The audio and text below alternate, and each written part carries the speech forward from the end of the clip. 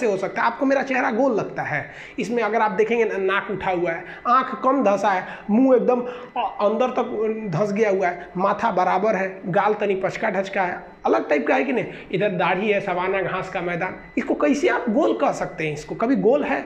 अगर आप पृथ्वी को गोल या फिर नारंगी संतरा कहते हैं, इसका मतलब आपके अंदर सोचने विचारने की क्षमता उतनी नहीं है।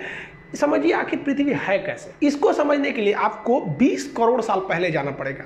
20 करोड़ साल पहले पृथ्वी जो थी वो इस शेप में थी। बीच में एक बहुत बड़ा सुपर कॉन्टिनेंट, विशाल महाद्वीप था जिसका नाम था पेंजिया।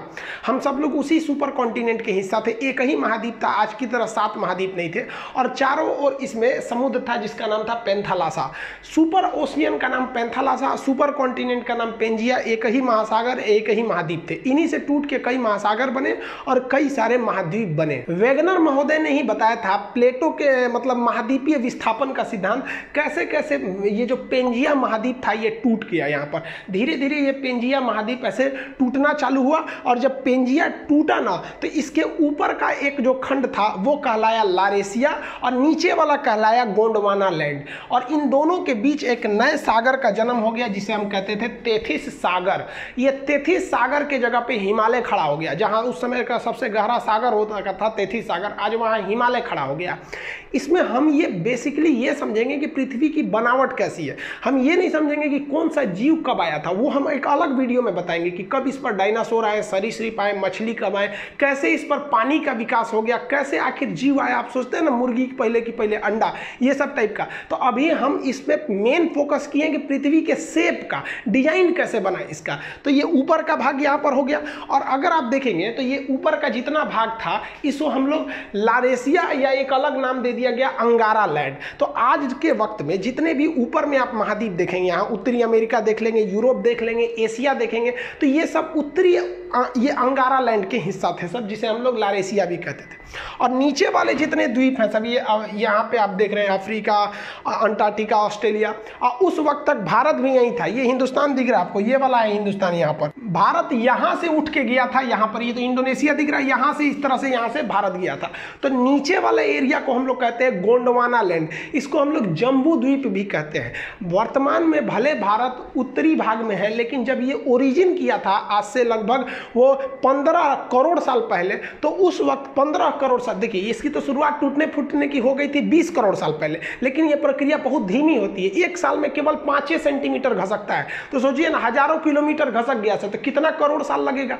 तो ये धीरे धीरे भारत आया था। तो भारत शुरुआत में गोंडवाना लैंड या जम्बू द्वीप का हिस्सा था। कई करोड़ साल बाद धीरे धीरे महाद्वीपों अपने अस्तित्व में आना चालू हो गए सब। अगर आप ध्यान से देखेंगे तो यहाँ पर दक्षिणी अमेरिका बनने लगा है, ये उत्तरी अमेरिका लगभग बन गया, ये यूरोप और एशिया एक ही में थे, और यहाँ अफ्रीका में सटा हुआ था यहाँ पर मेडागास्कर टूट गया, और इससे टूट गया यहाँ से हिंदुस्तान। ये इंडिया जो है, ये इंडिया अब इधर की ओर जाने लगा, जबकि ऊपर में जो चाइना है, रूस वाला भाग है, उसके नीचे अगर देखेंगे तो तेथिस सागर है ये, और ये भारत है। इन दोनों के बीच में आज भले हिमालय है, लेकिन एक समय था जब तेथिस सागर था, और उसके बाद यहाँ से भारत जाना चालू किया। आज से लगभग 7 करोड़ साल, 10 करोड़ साल, ऐसे धीरे धीरे कई करोड़ साल लगा, और उसको जाते जाते यहाँ से धीरे धीरे यहाँ से यहाँ घसका, फिर यहाँ घसका, तेथिस सागर खत्म करके यहाँ घसक गया यहाँ पर, और जाके अभी ये भारत यहाँ पर दिख रहा है। तो ये कभी जम्बू द्वीप और अफ्रीका के पास वहाँ का एरिया का हिस्सा था, और ये जब घसका ना तो आगे वहाँ पर बैठा था पहले से यूरेशिया का प्लेट, जो चाइना तिब्बत का एरिया था, वहाँ पर ये जाके उससे टकरा गया, और टकराने के बाद भी रुका नहीं, उसे ढकेल ढकेल के ऊपर उठाने लगा। ढकेल ढकेल के जब ऊपर उठाया तो ये एरिया उठ गया, और ये विशाल एरिया हाइट पर ऐसे उठ गया यहाँ पर। इसके ऊपर चाइना और तिब्बत का ये एरिया हो गया, ये धीरे धीरे ऊपर जाकर उठ गया। आप अगर यहाँ देखेंगे तो ये इंडियन प्लेट है, ये ढकेल दिया है और खुद नीचे घुस गया है, और ये ढकेलने से यहाँ पे आप देखेंगे तो कई सारे पहाड़ियों का निर्माण हो जाता है। तो इससे इंडियन प्लेट जब उसको ढकेला तो वहाँ एक विशाल पर्वत का निर्माण हो गया। जैसे जैसे अगर आप हाइट पर जाते हैं तो हाइट पर जाने से टेम्परेचर में गिरावट आती है। ये क्यों आती है ये अलग बताएंगे। 165 मीटर की अगर आप ऊंचाई पे चले जाएंगे तो 1 डिग्री सेल्सियस की कमी आ जाएगी।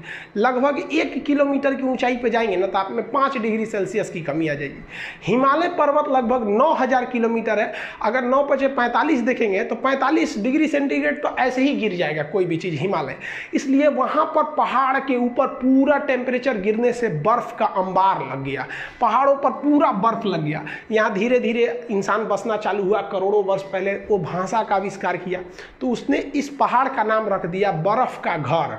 जिस तरह से पुस्तक का घर क्या होता है, घर को हिंदी में क्या कहते हैं, आलय, घर को आलय कहा जाता है। अब पुस्तक का घर है तो पुस्तकालय, भोजन का घर है तो भोजनालय। उसी तरह ये बर्फ को हम लोग हिंदी में कहते हैं हिम का घर हो गया तो हो गया हिमालय। तो यहाँ हिमालय का निर्माण हो गया, हिमालय पर्वत का निर्माण यहाँ से हो गया, यहाँ पर ये हो गया पर्वत हिमालय, उस और तिब्बत हो गया। तो ये तो उबड़ खाबड़ आकृति आप देख रहे हैं। अब पृथ्वी सच में कैसे दिखती है वो अगर देखना है तो देखिए, ये है आपकी पृथ्वी, ये ओरिजिनल पृथ्वी है। इसको कंप्यूटराइज करके मतलब शेप लिया गया है यहाँ पर। अब आप बताइए, ये इसको कौन कहेगा कि ये गोल है या फिर पृथ्वी चपटी है? पहले के ज़माने में लोग कहते थे पृथ्वी चपटी है, इसलिए वो दूर तक का सफ़र नहीं करते थे कि कहीं अचानक से गिर जाएंगे तब क्या होगा। ये बहुत प्राचीन काल की है, प्राचीन चीज़ को अभी से मत मिलाइए। वो उस वक्त उसी को सच माना जाता था और अभी के वक्त में वो सब सच नहीं है।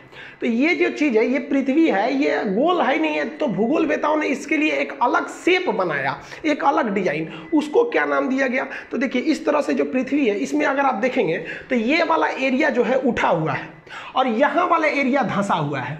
तो इसमें दो चीज़ें दिखेंगी आपको, एक उठा हुआ ये एरिया दिखेगा और एक धंसा हुआ ये एरिया दिखेगा। फिर यहाँ उठा हुआ है, फिर कहीं धंसा हुआ है। तो इसके लिए एक नियम बनाया गया जिसे हम एवरेज नियम कहते हैं। एवरेज नियम कहते हैं कि धंसा वाले से थोड़ा उठा के उठा हुआ से तनी सा नीचे करके, यानी इन दोनों के बीच में एक शेप ले जाते हैं। तो देखिए, ये जो रेड लाइन गई है, ये रेड लाइन, ये उठा हुआ से कम है और धंसा हुआ से ज़्यादा है। तो ये एवरेज लाइन जो खींच दिया गया है ना, ये एवरेज लाइन वाली आपकी आकृति गोल दिखती है। इसी डॉटेड एवरेज लाइन को यहाँ आप देखेंगे, यहाँ उल्टा रंग दिए हैं। यहाँ पर अगर रेड कलर का देख रहे हैं तो ये ओरिजिनल शेप है पृथ्वी का, और ये डॉटेड लाइन काला से जो खींचे हैं ये क्या है, एक आपका काल्पनिक शेप है। तो उसी जो डॉटेड लाइन है जो एवरेज आकृति को गोल कर देता है, उस शेप को हम कहते हैं जियोड। तो पृथ्वी का जो शेप है वो होता है आपका जियोड। अब आप ये मत कहिएगा कि पृथ्वी का शेप जो होता है गोल होता है, ये जियोड होता है, यानी इसका एवरेज और ये यहाँ 20 से ले लेंगे तो गोल दिखने लगता है, तो आकृति हो गई जियोड। इस जियोड के ऊपर कहाँ कौन पर्वत है, कहाँ क्या चीज है, इस पढ़ने की क्रिया को, जियोड के ऊपरी पढ़ाई को हम लोग जियोग्राफी या भूगोल कहते हैं। आप मैच कीजिए यहां से जियोग्राफी और जियोड से। लेकिन इसी जियोड शेप को अंदरवा घुस के पढ़िएगा, भोंक भांक के अंदर घुस जाइएगा, बकोट वकोट के अंदर, कि सूरज ज्वालामुखी कहां से आ रहा है, भूकंप कहां से आ रहा है, इसके अंदरवा घुस जाइएगा ना, तो जियोड के अंदर घुस के अध्ययन को हम लोग जियोलॉजी कहते हैं। भूगर्भ विज्ञान, जियोलॉजी, यानी ज्योग्राफी और जियोलॉजी दोनों जियोड में है। एगो ऊपर पढ़िए, एगो अंदर पढ़िए। जूलॉजी मत सोचिएगा, ये तो जूलॉजी जेड डबल होता है जूलॉजी वाला, ये तो डॉक्टर उगर पढ़ता है, इसमें भेड़ बकरी आदमी मानव ये सबको पढ़ा जाता है, बॉटनी में पेड़ पौधा को, तो वो जूलॉजी अलग है, जियोलॉजी होता है। तो पृथ्वी जियोड शेप का है। इस जियोड में आपको भूगर्भ विज्ञान में जूलॉजी पढ़ना होगा, ज्योग्राफी ऊपर ऊपर वाले में। अब ज्योग्राफी में भी कई चीज आ गए, क्लाइमेट के बारे में पढ़ना है, क्लाइमेटोलॉजी, टोपोग्राफी, कई शेप आ जाते हैं, ओशनोग्राफी, इस सब में कई चीजें आ जाती हैं जो आगे दर पर्दा आपको पढ़ते रहना है। तो अब आप समझ गए होंगे कि ये हमारी पृथ्वी है और हम लोग को जो पढ़ाया गया है वो इस तरह से। अब ये 23.5 डिग्री झुकी है, इसका उत्तरी दक्षिणी ध्रुव क्या होता है, इसको समझने के लिए सबसे जरूरी ये चीज होता है आपको पृथ्वी के अंदर का ग्रिड समझना। ये ग्रिड बने होते हैं दो चीज से, अक्षांश देशांतर यानी लेटीट्यूड और लॉन्गिट्यूड। अगर आपको किसी जगह का लेटीट्यूड बता दिया जाएगा तो आप बता देंगे, कोई भी लेटीट्यूड अगर आप दे दिया जाएगा बता दीजिएगा कि वहाँ कितनी वर्षा होगी, कितना धूप आएगा, गर्मी का दिन कब आएगा, ठंडी का दिन कब आएगा। और लॉन्गिट्यूड दे दिया जाएगा अगर उसका किसी चीज़ का, तो आप वहाँ टाइमिंग बता देंगे कि क्या समय बन रहा है, क्या चीज़ है, वहाँ का क्लाइमेट A to Z में। तो ज्योग्राफी में किसी चीज़ को समझने के लिए इस सब चीज़ों का होना काफ़ी ज़्यादा ज़रूरी है, ये हम आपको बता देंगे। आई होप आप इसको तो समझ गए होंगे कि पृथ्वी गोल है या चपटी है, पृथ्वी जियोड है साइंस के हिसाब से। बाकी आप किसी पुरानी परंपरा को